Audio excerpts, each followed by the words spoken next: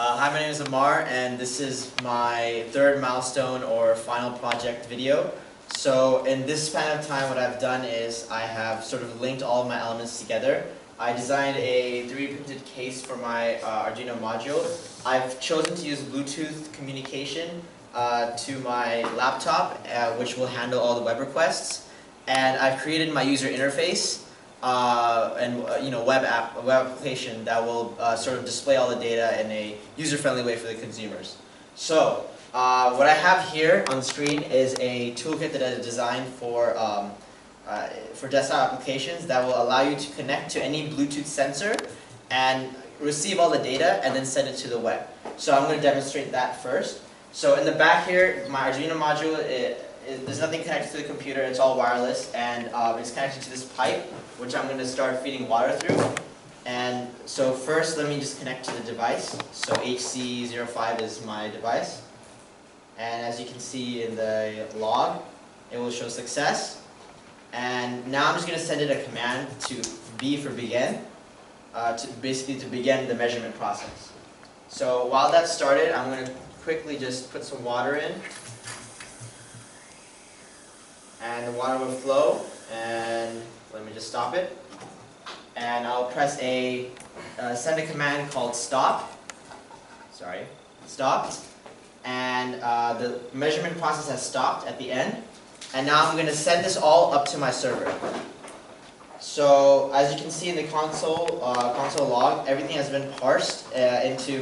So what it does is from here, it creates a CSV file and it sends it here. And then the program parses it into a JSON format and sends it to the server. And you can see in the toolkit it says success. Now I'm going to show it to you on the server. So here's the dashboard for the backend of my web application. And if I go to query and let it load, just give it a second. Yeah. And if I go to Flux sessions and I list, you can see the latest one submitted at 1014, right?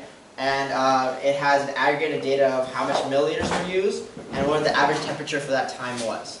So I've successfully been able to transfer this wirelessly, and basically I've designed a toolkit that can basically connect any sensor.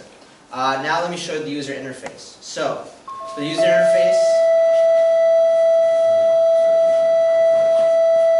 For the user interface, what I've done is, this is my login page, and users can sign in with Google+. So I'll just log in, and I'll be showing you some mock-up data as to what I can display. So here is the home page. So as you can see, the daily report will show you just your general usage as to how much you've used in the day. Here you have some nice graphics of how much gallons of water you use and how many water bottles. And the same thing goes for costs and carbon emissions. There will be a billowing smoke cloud as to how much more carbon emissions you've used. You can view more specific data as to, in graphical form, in different graphical representations of your data. And if you really want to get down to the nitty-gritty, you can go to the sensors page and you can view specific data of your sensors, and it will show you the same data log that you see here in the sensors page. So and that's the final project. Some issues that I encountered in this last hump was to sort of get everything to talk to each other. Basically, what the issue was that everything speaks a different language. So how I solved that was to strictly stick to a JSON format, which is a way of packaging data and sending it through different applications. And that really helped me because all of these applications have a toolkit to sort of read that data and submit it back. And another issue that I had was sort of learning how to design the desktop toolkit. I was having issues with my Wi-Fi shield to send data over the web directly, and that's why I sort of had to move to the desktop toolkit, and that was sort of another learning curve that I had to learn how to design desktop applications. And luckily, Chrome development has allowed me to use HTML and CSS to create desktop applications.